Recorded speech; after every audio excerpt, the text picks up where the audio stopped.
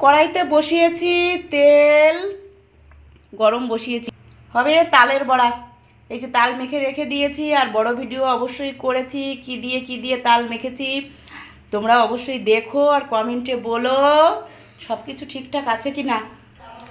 রাতে শুধু তালের বড়া খেলে ঘুমোলে তো চলবে না, তাই রাতের খাবারেরও আয়োজন শুরু করেছি। গোবিন্দভোগ চাল, আজ করব গোবিন্দভোগ চাল দিয়ে ঝুড়ো ঝুড়ো ভাত। গোবিন্দভোগ চালের ফেনা ভাত তো অনেক খেয়েছি, তবে আজ কিন্তু একদম ঝুড়ো ঝুড়ো গোবিন্দভোগ চালের ভাত করব। আর গোবিন্দভোগ চালটা তো খুব নরম হয়, দিলেই তাড়াতাড়ি হয়ে যায়।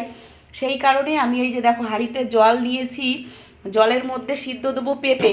এই যে একটা পেঁপে পাতলা পাতলা করে কেটে নিয়েছি, এই পেঁপেটা জলের মধ্যে দিয়ে আমি গ্যাসে বসিয়ে দেবো, ফুটবে।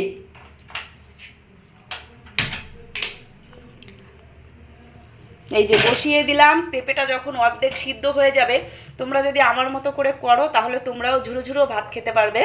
গোবিন্দভোগ চালের এই ঝুড়ো ভাত পেঁপে সিদ্ধ দিয়ে সঙ্গে খাবো ঘি দিয়ে। তোমাদের দাদাভাই আমি দুজনেই খাবো, ছেলে খাবে না, ছেলে খাবে রুটি। এক থালায় মেখে লঙ্কা দিয়ে ঝাল ঝাল করে খেয়ে নেব রাতে। আর অবশ্যই করব তালের বড়া।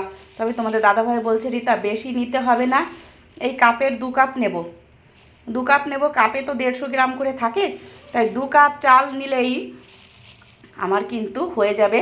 যা হবে তোমাদের দাদাভাই আর আমার একদম হামেশাই হয়ে যাবে।